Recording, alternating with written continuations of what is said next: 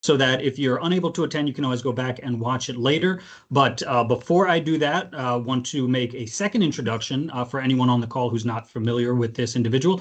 Jim Offit is the chairman of the Legislative Affairs Committee. Jim, if you'd like to make any remarks before we dive into the Legislative Affairs 101 training. Yeah, I just want to remind everybody that we really haven't quit talking to congressmen this year. If you can get hold of somebody in your home district who we didn't get to on the Hill, then go ahead and set up one of those meetings. I was actually fortunate Saturday morning to run into my congressman at a local meeting, and so I'll get that recorded. But any chance that you have to talk to your district office and make the contact, we basically will do this around the all year, however it takes to catch as many people as we can. The briefing that we have is still good. It's still germane. We'll probably right up until the point the bill gets signed, and then we'll switch over and figure out something else to say in the interim. So anyhow, those who are new, welcome aboard. I hope you enjoy what we're having to say.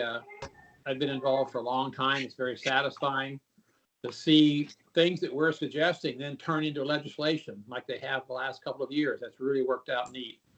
So again, welcome.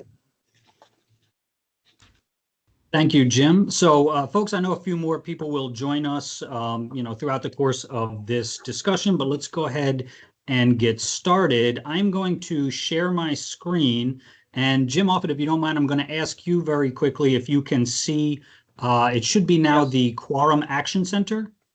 I see it fine.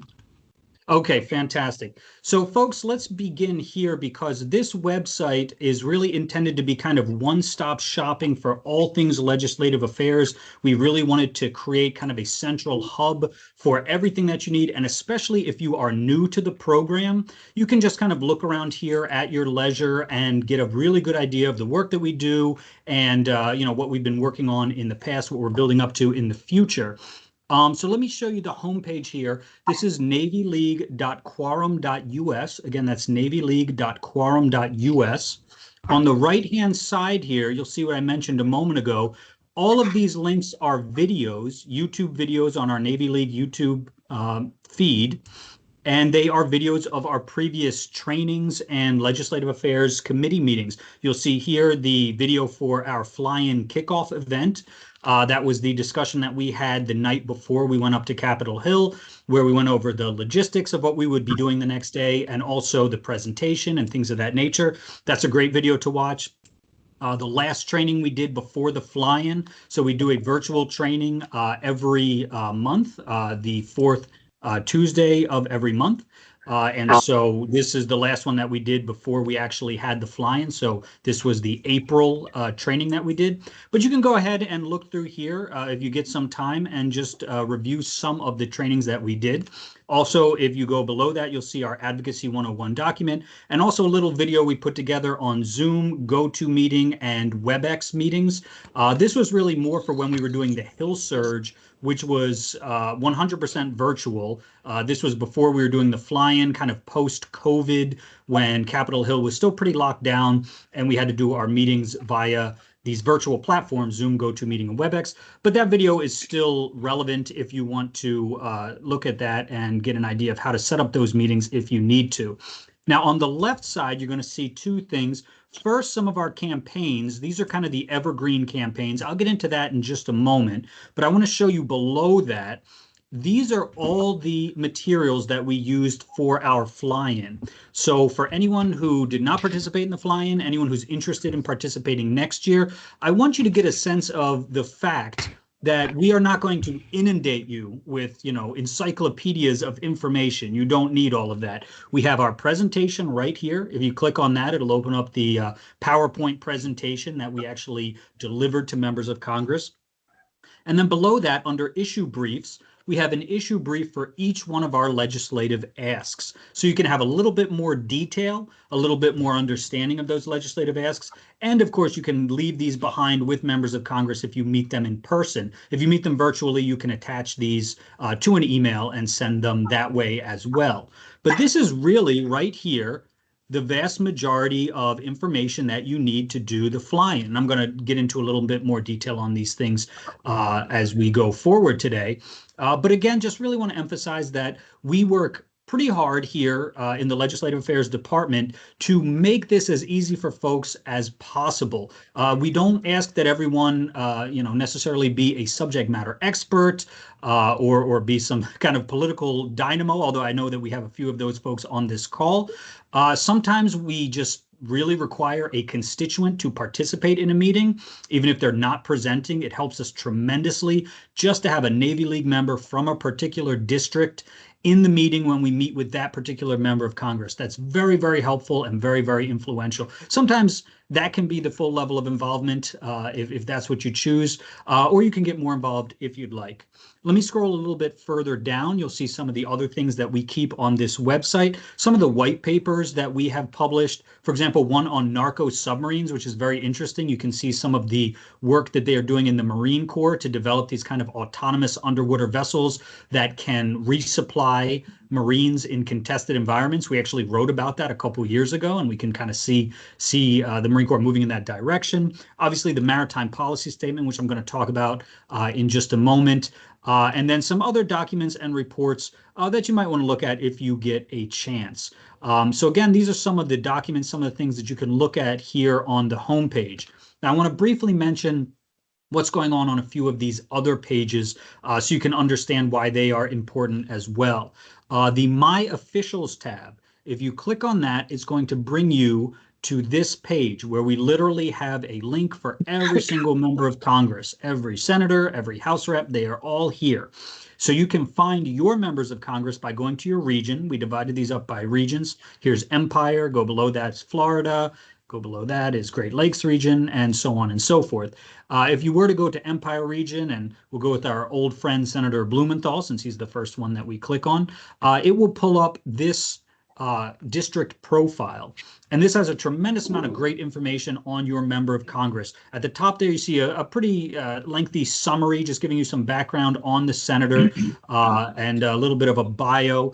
Also, some Navy League specific statistics. Now, we're going to have to update these now that we have our new database. So Navy League members in district, that number will be updated. And of course, when we're talking about this individual, it's not in district, it's in state because this is a senator. I am taking my...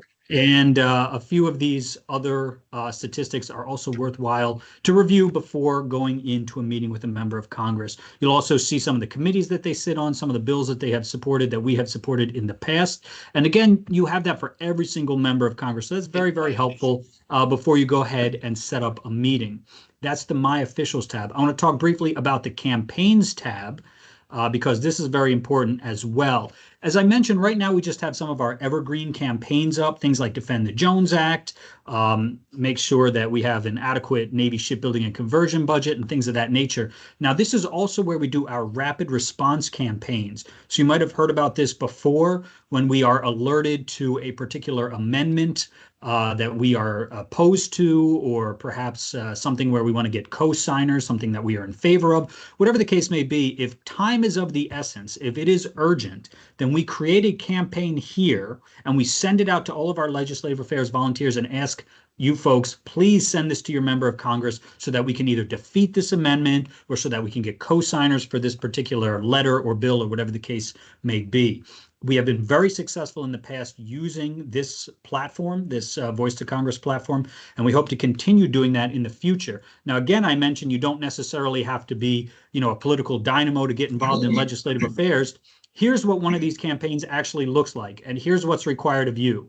Click on this Submit Selected Letters button. That's literally it. So we set up the campaign on the left side here. You'll see information about the campaign itself so you can familiarize yourself with it. But on the right-hand side is the actual template letter that will go to your representative. So mine are already listed here. My House rep is Jerry Connolly, and my senators, of course, Tim Kaine and Mark Warner. Subject line, and then the information below it right here. And so if you're comfortable with that information, if you think this is a campaign that you want to support, you just go right here and click Submit Selected Letters. We have done everything else for you. Now, again, when this really comes into play, is when we get one of those kind of urgent calls to action. This amendment is coming up tomorrow. We really need to stop it. We really need to tell members of Congress why this is a bad idea. We put together a campaign here, send it out to you, and we ask you and everyone else in your councils to go ahead and click that submit button. And believe me, it works. We have heard back from congressional offices telling us that they've gotten enough of these letters that they want to know more about our concerns, and then they reach out to me to give them some more information. So this is really, really important. Again, this is that campaigns tab, and we will send out those campaigns when they pop up. Last thing I want to mention on the website is this Hill Surge MOC meetings. When you have meetings with members of Congress, click on that, and it's going to bring you to this form right here. Again, we don't want to make it difficult. This form is not too extensive, and you don't have to get any more detailed than you necessarily want to, but it helps us a lot to put this in the database. It'll record who you met with, what type of meeting you had, the date, the duration, notes. This is really, really helpful. If you don't mind taking a minute and just telling us, what did they respond to? What did they care about? Maybe their eyes were glazing over when you were talking about Navy, but when you talked about Coast Guard, they suddenly got very interested, or maybe vice versa. That information is very, very helpful. You can also click down here on whether or not follow-up is necessary. As we always say, if you go into a member's office or you have a meeting with a member and they have a question that you cannot answer, that's absolutely okay, because that gives us a chance to follow up with them and get a second meeting, which is great. So you can just click right here, is follow-up necessary? Yes. And if you do that, please put something in your notes saying they had a question about, we just talked about the Jones Act, or they had a question about Virginia-class submarine or whatever, and they need more information. That's all I need to know to go ahead and contact that office, set up another meeting, and bring that information that they requested. Council attendees, put in your name, anybody else that attended, and then just click submit. This is very, very helpful. I know, giving you one extra step after you set up the meeting, took the meeting, did all that. Now you got to record it. They can be a little bit of a pain. I get that completely. But this is really helpful to us, having this information and being able to go back and review your notes whenever, we're about to get another meeting with a member. For example, if I'm going to just meet with a member on my own. Yeah, go ahead. Just a quick question on other meetings, like change of command meeting. I went to a change of command last week and I met the mayor of Novato, California. He's very interested in the Navy League and may join. Is that kind of extraneous information for you to know, or how do you feel about that? Yeah, no, I think that's good information. So if you can see my screen right now, you could click here on event attended. So there's different types of meetings: virtual meeting, brief introduction, phone call, email sent, event attended. Any of these things are worth recording, because that way we can mention, oh, by the way, I know that you attended this change of command ceremony. You met with Bill Stevens, who's from our Pacific Central region. I think it's important because the mayor of Novato is close to Congressman Huffman. Yeah, no, all of that information is very, very helpful. So if you have any interaction with a member of Congress or with somebody more local, include that. Right. It's maybe we don't end up doing anything with that mayor, but maybe we do. Who knows? So, and as you mentioned, they have their connections with federal legislators as well. So yeah, that's all very helpful. Thank you, Bill. Okay. Now, the next thing I want to show you, again, that kind of wraps up the website. Remember, you've got the homepage here, navyleague.quorum.us, the My Officials tab, the Campaigns tab, recording a meeting with a member of Congress, and then down here, of course, you've got all these videos that I mentioned, and then you've got the materials from the Hill Surge. I want to briefly go into a presentation that we covered during the convention, but I know not everybody was there. I'm not going to spend too much time on this. I definitely want to get an opportunity to answer some of your questions, but there's some good information here. And let's start off by talking about, if you want to get involved in the legislative affairs program, what is the biggest legislative effort that we undertake? That is kind of our fly-in / Hill Surge, and I'll explain what I mean by that. And that usually really kicks off after Sea, Air, Space, although we begin prepping for it long before that. So kind of the initial document that kicks this whole thing off is the president's budget, which is supposed to come out around the second week of February. Sometimes it takes longer, which it has recently, coming out closer to the beginning of March. Once that document comes out, what is followed, or what follows that, is the unfunded priorities list that come from the sea services. This is an opportunity for the Navy, the Marine Corps, and the Coast Guard to basically say, listen, we of course agree with everything that was in the budget submission, but it would be really nice if we had some additional funds for these items. For example, with the Marine Corps, the number one thing on their unfunded priorities list was, of course, barracks restoration, modernization, base improvements, things like that, something that we really pushed for and something that's getting a lot of attention on Capitol Hill and making its way into the National Defense Authorization Act. So we really like to take that into consideration. What are the sea services saying themselves in terms of, hey, if we could get a little more money from Congress, where would it go? Because there's always some very, very important things that just didn't make it into the final budget submission. So the unfunded priorities list comes out. We have discussions with sea service representatives. Remember, Navy League is connected very, very well with all the folks active duty in the sea services. We always make sure to communicate with them to make sure that we're never supporting something they don't support, that we are always kind of working in tandem with them. Then, of course, we work through the Legislative Affairs Steering Committee. We talk with the Maritime Policy Committee, and we talk with the Center for Maritime Strategy. Once we've put together our legislative asks, we begin doing our trainings. You can see a little screenshot here. We do multiple trainings before we actually do the fly-in. Again, it is our intent to make sure that anyone who is briefing is adequately prepared. And even if you're not briefing, it's not a bad idea to just tune in and observe some of these trainings as they occur. There's a lot of good information there. So as this mentions, we began doing our trainings again around March as we were kind of cementing our legislative asks, and then began working with the region vice presidents to put together teams for the fly-in. Now, in the past, the fly-in, during the kind of COVID years, was renamed the Hill Surge. And basically, the biggest difference is that the Hill Surge was virtual, as I mentioned. So for the first 2 years, we just did virtual meetings via Teams or WebEx or whatever the case may be. That was actually quite successful and quite effective. But as things began to open up again, we started advising folks that if they could get a meeting in district at one of the district offices of their members of Congress, they were welcome to do that in addition to virtual meetings. And then this year, only about 2 months ago, well, less than that, actually, we had our first fly-in since before the pandemic. That was May 15th. We had, I think, about 40 folks, volunteers, come to Washington, D.C. We all went up to Capitol Hill and took over 100 meetings. I know that this is going to come up on another slide, but I'll just mention. So that's kind of the way that the Hill Surge morphed into the fly-in. However, as Jim Offit mentioned at the beginning of this meeting, if you are still taking meetings, if you're still setting up virtual meetings, that's all fantastic. There's no wrong way to meet with a member of Congress. If you can't make it to Washington, D.C., then try to set up an in-district meeting. If you can't make an in-district meeting, then try to set up a virtual meeting. Just getting that meeting and getting this information to your member of Congress is so, so important. Okay, so we had everyone come down the night before we went up on Capitol Hill. You can see our CEO, Mike Stevens, standing at the podium there, kind of giving some opening remarks to all of our volunteers. We had some nice dinner. We handed out packets with information about getting around Capitol Hill, the presentations, all these kinds of things. We did get some feedback on how to reshape our packets for next year, some additional materials to include. So that's very helpful.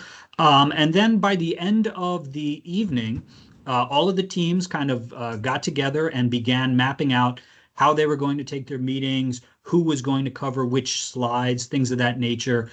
So it was a really, really helpful thing to do. The kickoff event was not just, hey, let's grab some food and say hi to each other and, that'll be it. No, it was really a great preparation for the next day.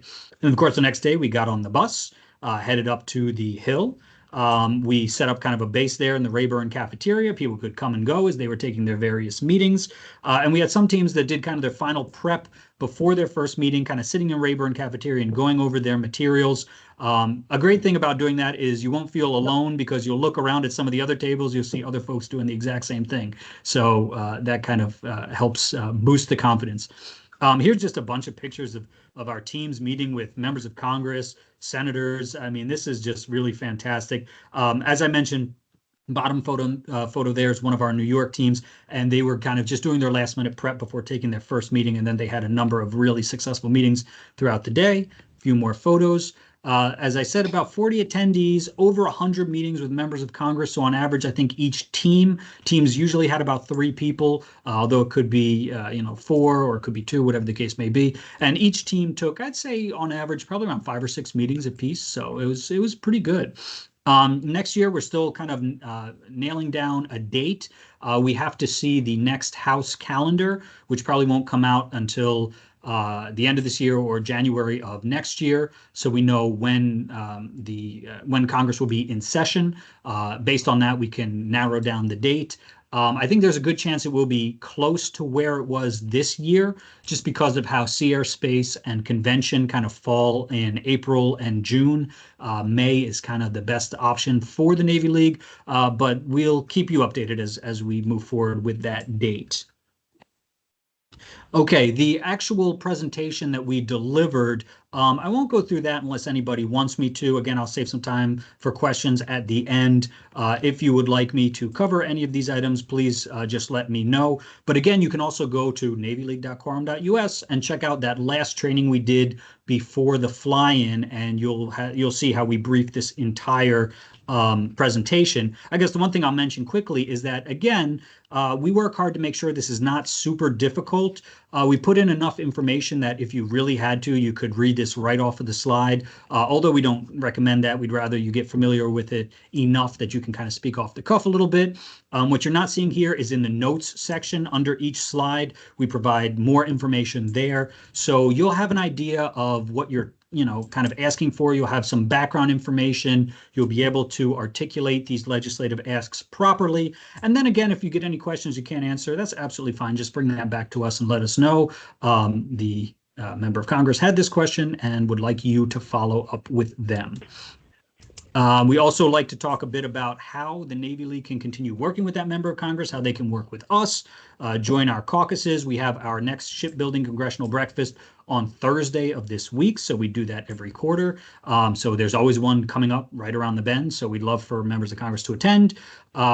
We can help with Military Service Academy nominations. And of course, we always talk about the Center for Maritime Strategy because that is our in-house think tank. They do tremendous work and they are a remarkable asset for members of Congress because they just have a wealth of expertise. So especially new members of Congress who are not super familiar with the sea services, we always like to tell them, do yourself a favor, reach out to Center for Maritime Strategy because they can help you with whatever you have a question about.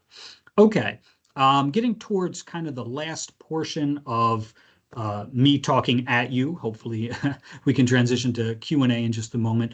But again, for folks that are new to legislative affairs, let me tell you just very briefly about how we do things. First of all, where do we get our legislative asks from? Do we just sit at home and watch cable news and come up with asks of Congress? No, we do not. We have a better process than that. So we really get our legislative asks from 3 places.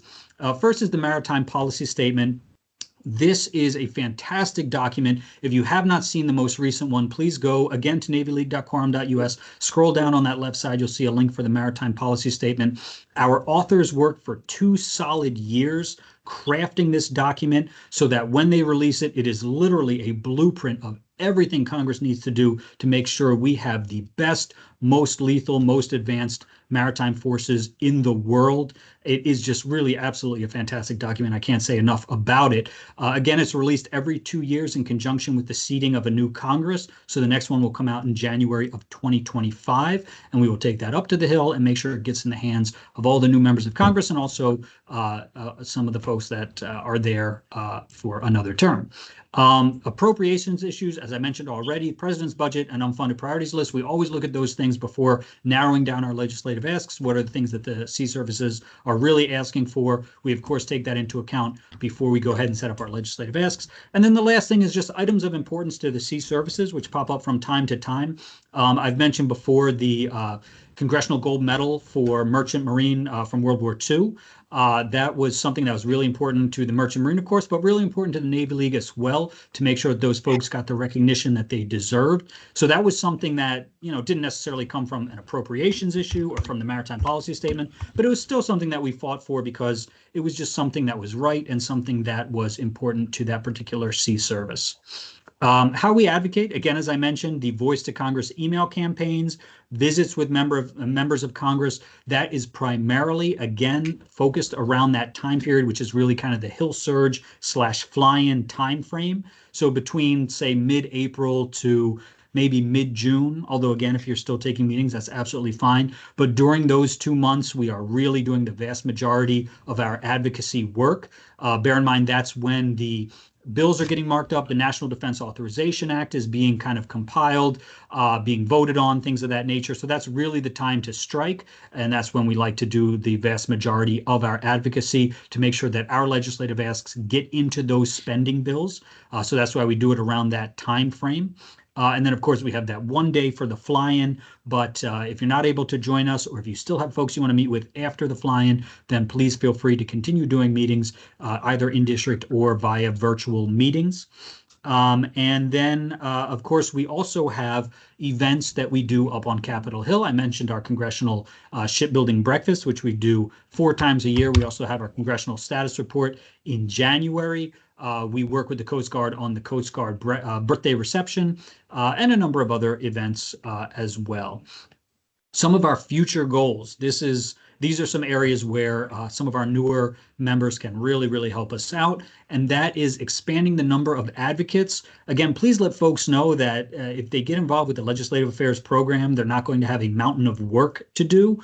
It's really just having, again, if we have a constituent that can just sit in on a meeting, that is very helpful to us. If we have somebody that can just click that submit button at the end of that Voice to Congress email, that is very helpful to us. So please, let's expand the number of advocates, even if these are not folks that are going to be heavily involved, if these are not folks that are going to be briefing members of Congress, that's still okay, as long as they are getting the information that they need so they can respond to those rapid response campaigns, or perhaps even just sit in on a virtual meeting. That would be very helpful. We want to make sure that every region has a regional vice president for legislative affairs. I think right now we maybe have 2 regions that don't. So of course, we're working on that. We want to make sure that every council has a vice president for legislative affairs, that one point of contact that can relay information to the rest of the council about the stuff that we are doing. It's just very helpful for our region vice presidents to have this network of vice presidents of legislative affairs at each council so that they have an easy way to disseminate information. Again, if we have a campaign that we're pushing, or if we're trying to get folks together for the next Hill surge or fly-in, the RVPs know exactly who to reach out to in each council and just say, hey, by the way, please share this information with your council. So if your council does not have a VPLA, please ask them to address that issue as soon as possible and work with your RVP to make that happen. And then, of course, always building relationships on Capitol Hill. A number of folks on this call have helped us with this tremendously. I'll single out for just a moment Al Wagner, just because he has really helped us in Texas, in Lone Star, not just with building relationships for the fly-in and things of that nature, but we have 2 or 3 members of the Texas delegation that show up to our quarterly congressional breakfasts because Al has made connections with them. And so that's great for us. That's really fantastic. They weren't showing up before, but now they are. And so, we appreciate that. And again, I singled out Al Wagner, but there's a lot of folks on this call who have done similar great work in building relationships with congressional offices. And then we can utilize those relationships to really advance the needs of the sea services. For example, the discussion we'll be having on Thursday will be about the submarine industrial base. Very important. So having those members of Congress in the audience for that discussion is just fantastic. I'm going to hop over that one and talk a little bit about some of the victories we've had. So, if you're going to get involved in something, you'd like to know that your efforts are actually going to do something.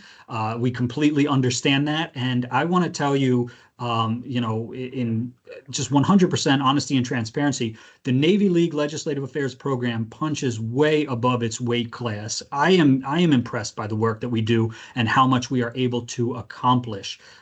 We've had a number of successes in terms of our legislative asks that we were able to work into the National Defense Authorization Act in various years. This has included the National Maritime Transportation Strategy, which was included in the National Defense Authorization Act in 2023. It was sourced out to the Center for Naval Analyses in 2024, and hopefully that report will be finished by the end of this year. That report is desperately needed to ensure that we know exactly what policies are going to revitalize our shipbuilding industrial base. So getting that into law was a very big deal, and I'm going to tell you that the Navy League really was the tip of the spear on that effort. We were just intimately involved in making that happen. Some other things like the tanker security program, we worked very, very hard with Congress to make sure that got authorized and then got funded. We've been pushing for that second Virginia-class submarine this year and working with a lot of members to make that happen. The Coast Guard, we are one of the strongest advocates for the Coast Guard. Obviously, the Navy has other folks that are advocating for big projects like shipbuilding and things like that.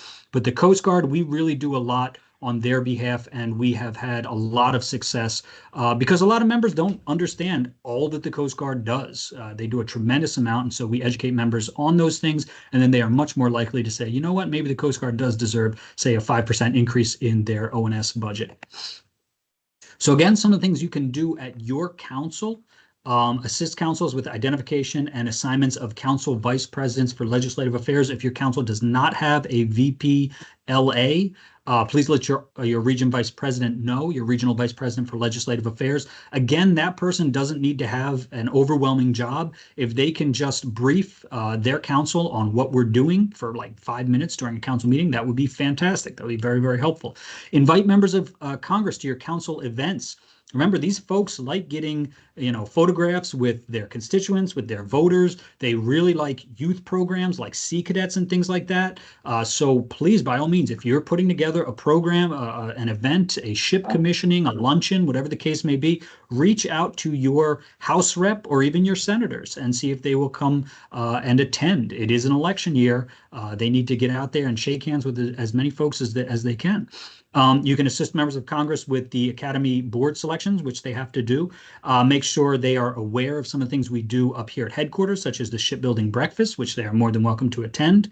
And make sure that your councils are getting briefed on some of the work that we are doing. And then, of course, one of the biggest things is, our long-term goal, we would love to have one Navy League member from every district that is at least willing to sit in on a meeting so that we can always get our foot in the door in every congressional office. You can ask Marilyn Wong that one of the issues that comes up a lot is you'll reach out to a member of Congress, say, I want to set up a meeting, and they'll say, okay, tell me which one of my constituents will be joining you. Do you have somebody from my district that will be part of this meeting? And if you say no, there's a chance they won't even take the meeting. So just having a Navy League member that is willing to sit in on a meeting from each district, that would be fantastic. And that's something that we're really pushing for, and we're hoping to expand it year by year until we have somebody in every district. And remind your councils, remind your fellow Navy League members that advocacy is a cornerstone of the work that we do.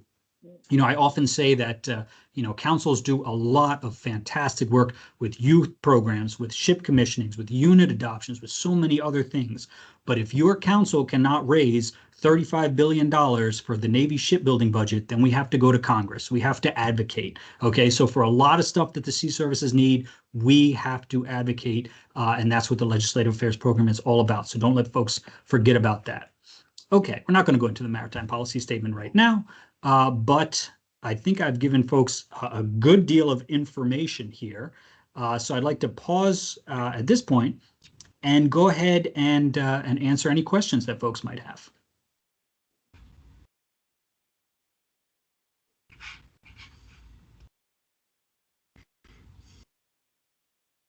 And if there are no questions, which is absolutely okay, I'd like to ask maybe just a couple folks that participated in the fly-in if they would share their experience.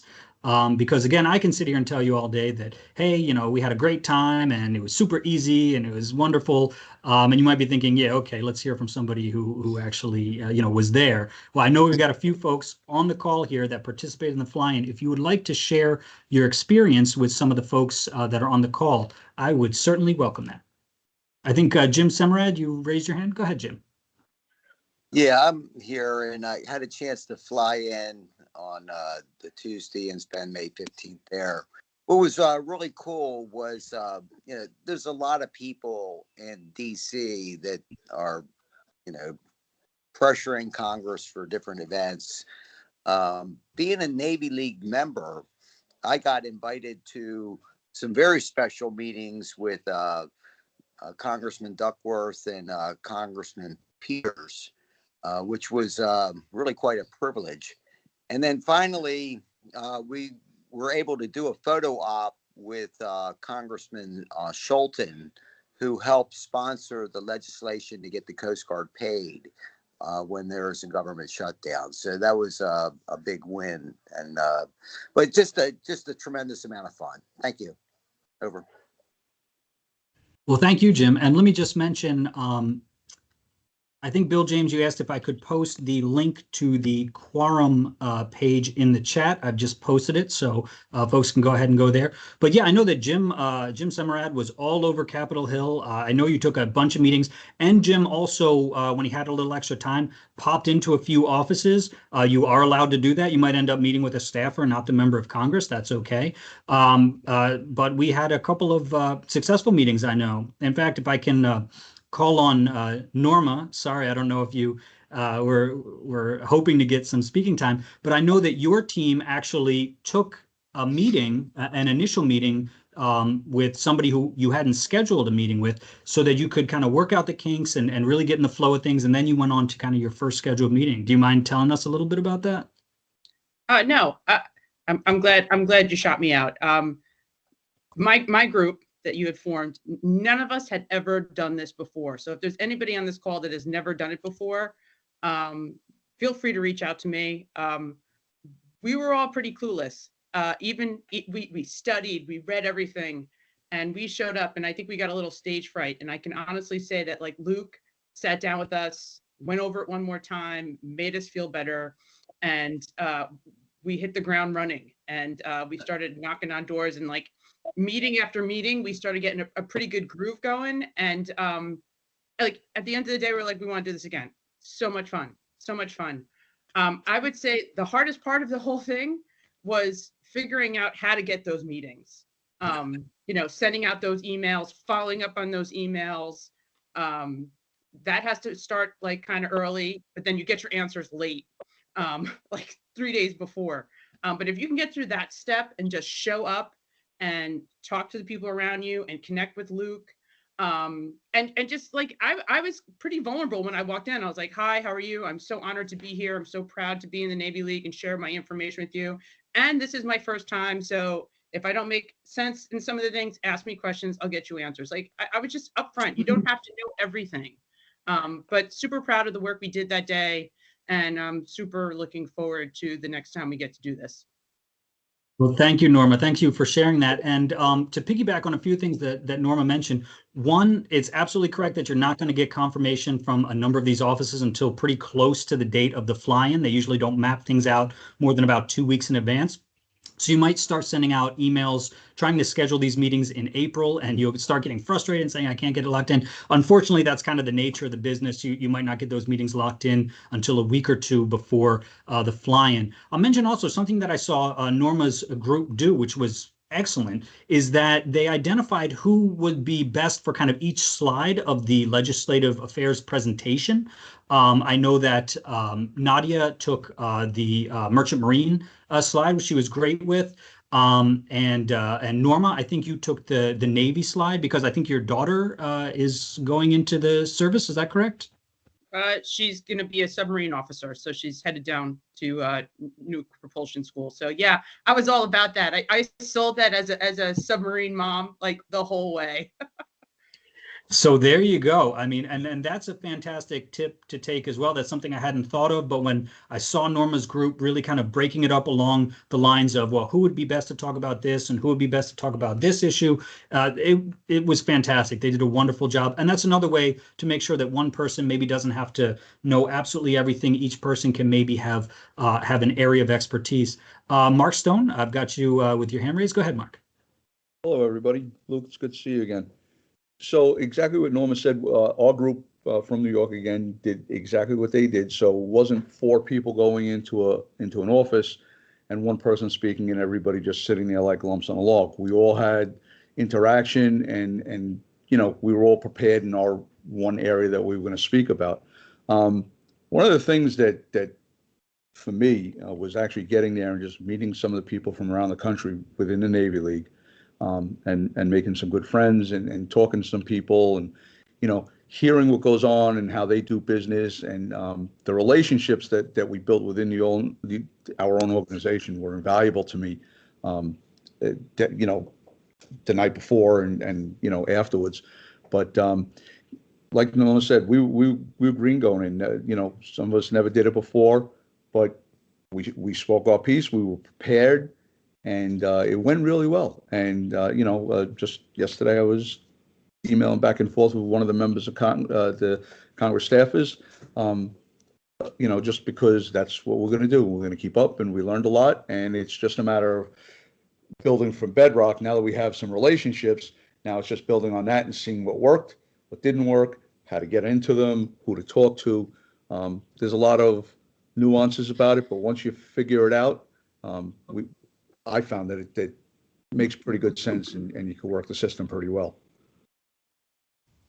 Thanks for sharing that, Mark. And one thing that's great about the work that we do is it is still pretty bipartisan, which you can't say about a lot of things now. But when it comes to national security, when it comes to the sea services, generally you're not going to encounter that office that really gives you strong pushback. I get that very, very rarely. So hopefully when you folks are meeting with members of Congress, you might get some tough questions, honest questions, could you tell me why this funding is so important or something like that? But it's not one of those areas where you're really going to get a member of Congress or a senator saying, there is no way I'll support this, and so on and so forth, kind of pounding the desk. I really haven't encountered that because it's pretty hard to look at any of the things we're pushing for and say this is not essential to national security. So hopefully that's the experience that a lot of folks had as well, is the fact that, both sides of the aisle and whoever you're meeting with will generally have a pretty decent response to what you're bringing to them. Al Wagner, I see you have your hand raised. Well, I would just say that I think this is the most fun time that we can have. The big challenge, I've always said, is the challenge of getting the appointments scheduled. I think that takes a lot more work and is probably the biggest problem I have in doing this. But once you get in front of the member or their staff, it's just fun. One of them, not this particular time, but one time a member of Congress said, "Hey, you're the boss. You sit at my desk and I'll listen." And that's pretty cool. I think if we can get more people involved and enjoy the day, I think it would be just terrific. Well, thanks for that, Al. To be fair, not everyone's going to get that same Texas hospitality. I just got to throw that out there. Not everyone's going to give you that same reception. But I'm glad that you had a good experience, Al, and we were certainly happy to have you with us. Joe, I see you've got your hand raised. Go ahead, Joe. Yeah, I just want to reiterate what Mark and Norma had touched on. We had all got in there green pretty much, and sitting in that lunchroom, going over the slides and everything gave us so much confidence that we all just got together and just walked the halls and ended up at Congressman D'Esposito's office just on a whim. Didn't get a chance to meet with him, but made some contacts there and actually gave us a more better feeling about what we were presenting right off the bat. It definitely gave us enough, how to explain it? It gave us enough courage to actually go into these offices without feeling a little nervous about it. It definitely helped. I'm glad to hear that. And, next year when we set up meetings, try to make Congressman D'Esposito your first meeting again, since it seemed to go very well. I know that John Kaskin, was your first meeting with Senator Kelly, or you had somebody before that? We had one meeting with Congressman Norcross, and then we had to skip across campus to Senator Kelly's office. But I set up 3 teams for the Mid-Atlantic region, and we had good mentors, team leaders who had done it in the past. And by the time they had gotten through their 5th or 6th meeting, they had some of the people who had never been on a team before actually give the presentation. So it just shows you that, as has already been mentioned, you can start green, but it doesn't take a lot to get into the groove. After you heard it a couple of times, you see how to interact, you feel very comfortable. So the meeting I had with Senator Kelly with the national team was probably one of the most remarkable ones. I've been doing this from the first fly-in when Sauer started organizing that many moons ago, and it was supposed to be a breakfast where you have groups of people coming by and in front of the senator. It was a 45-minute period of time where there was probably 30 different groups, and they would do 3 at a time. We were in the first group. And the senator's standing in front of his desk and said, "Okay, Navy League, what you got?" And so I gave him the summary slide that we had in the presentation, which is like the third to last slide that lists all of our asks. And since many of those asks were associated with some material that he and Senator Rubio and Congressman Waltz and Garamendi had signed off on the previous week, which was Congressional Direction for a National Maritime Strategy, which is a follow-on to that legislation that got passed in the 2023 NDA. And he looked at the bullets and said, "Oh yeah, I put out this congressional direction," and so we had about almost 2 minutes of the 3 or 4 minutes that the group had before we were ushered out, and then we were captured by the senator's national security staff. There were about 4 of them, and they took us to a conference room, and we went over each of those data points in detail. And then they asked whether we would help work on some legislation they were proposing. And the next week, they sent out draft copies for us to comment on, which we did. So it was a very unusual meeting. So it's not going to say it's going to happen for you at any particular time, but it's always good to be there at the right time, at the right place. So, I talked earlier about the Navy League really making some great connections and punching above our weight class. As John Kaskin just mentioned, Senator Kelly's office did literally reach out to us after that meeting that John took with Mike Stevens and Chris Townsend, and asked for our input on some really, really important legislation. So, I still get excited about this stuff. I think this is so cool and so much fun. Bill James, I know you've been waiting. Sorry, you had a comment? I just wanted to pass along and it was a very happenstance conversation I had with Brad Finstead, who's a U.S. congressional rep in Minnesota. And he brought up an interesting question, and it had specifically to do kind of with the work of the Coast Guard. And one of the things that's front and center for him is drug importation, illegal drugs coming across the borders. Particularly fentanyl. His district's getting hit pretty hard with that.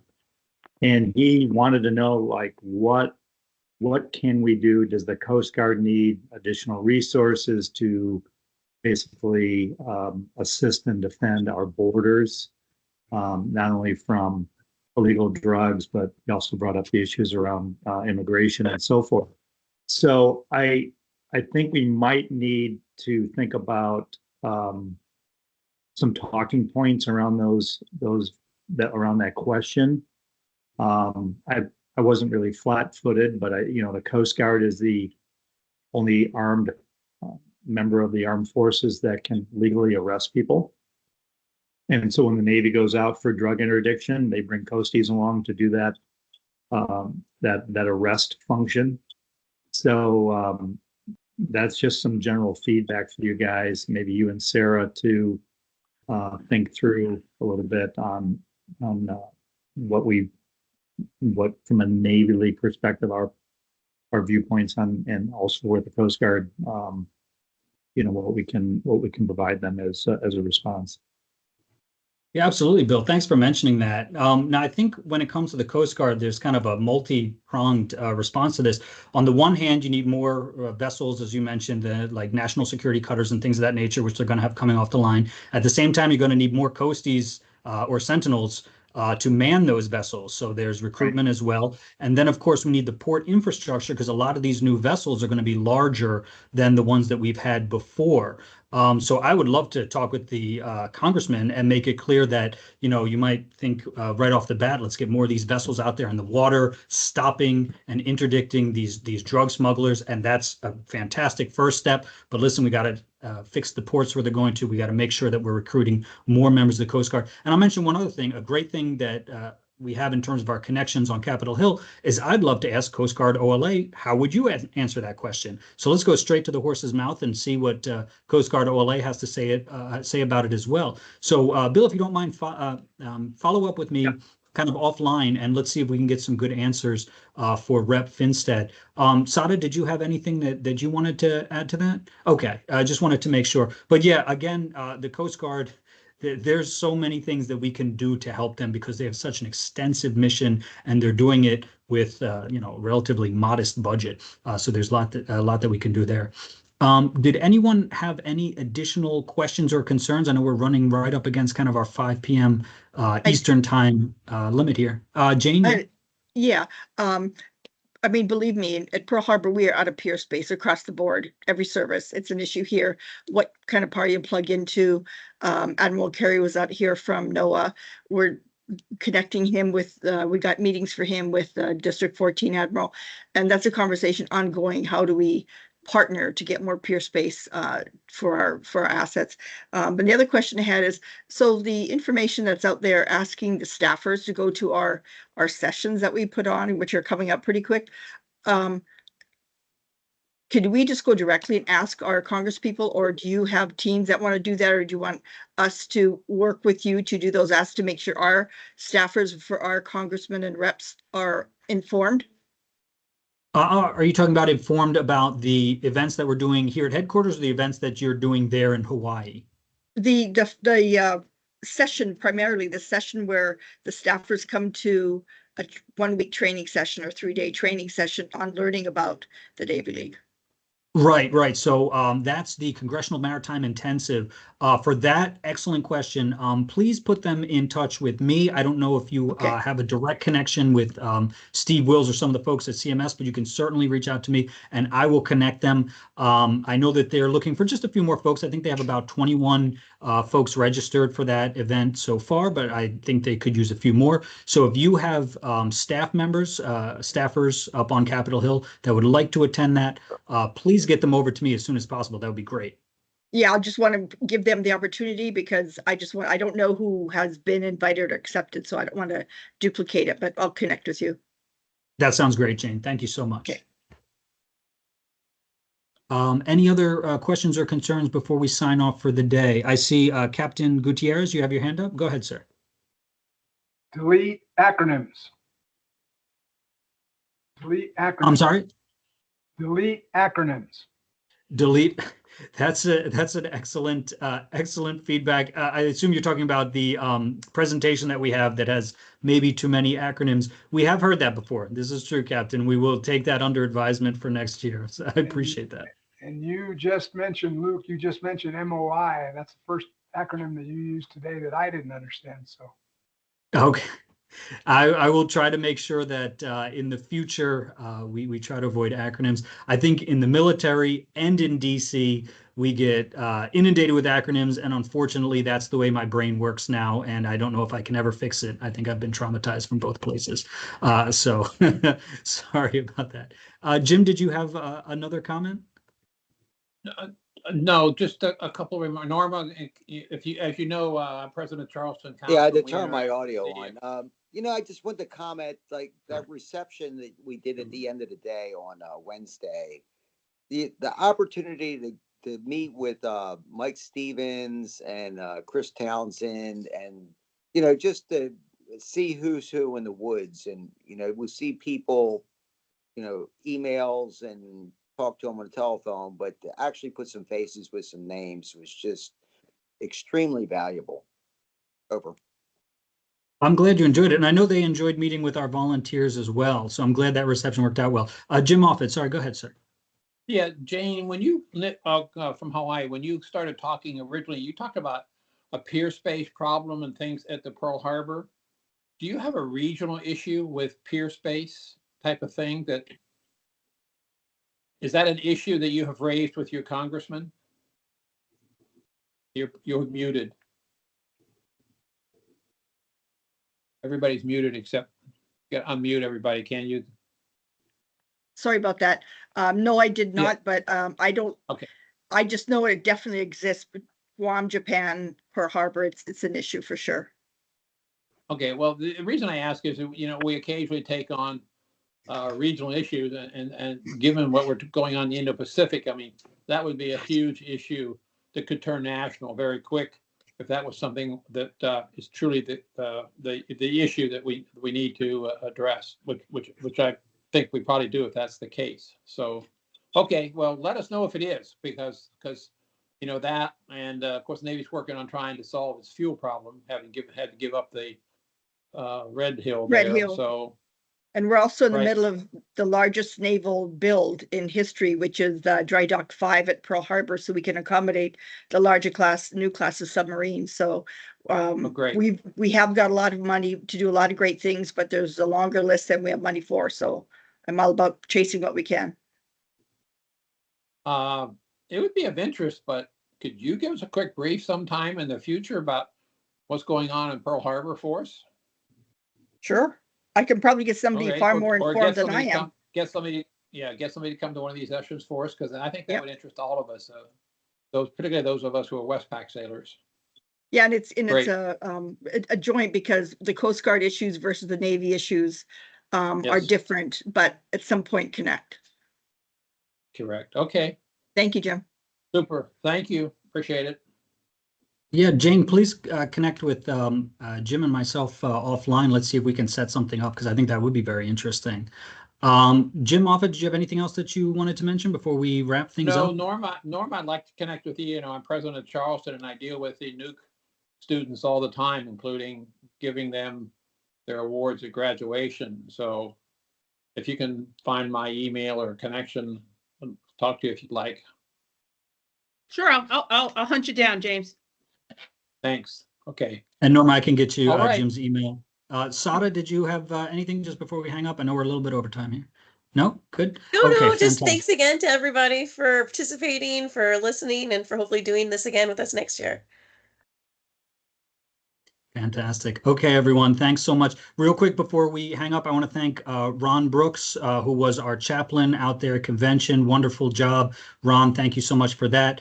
And to kind of repeat what Sada just said, thank you all for joining us. I look forward to seeing you next month. Take care, everyone. Stay cool in this hot Thank weather, you. and talk to you soon. Bye-bye. Bye, Everybody, Thank you. thank you.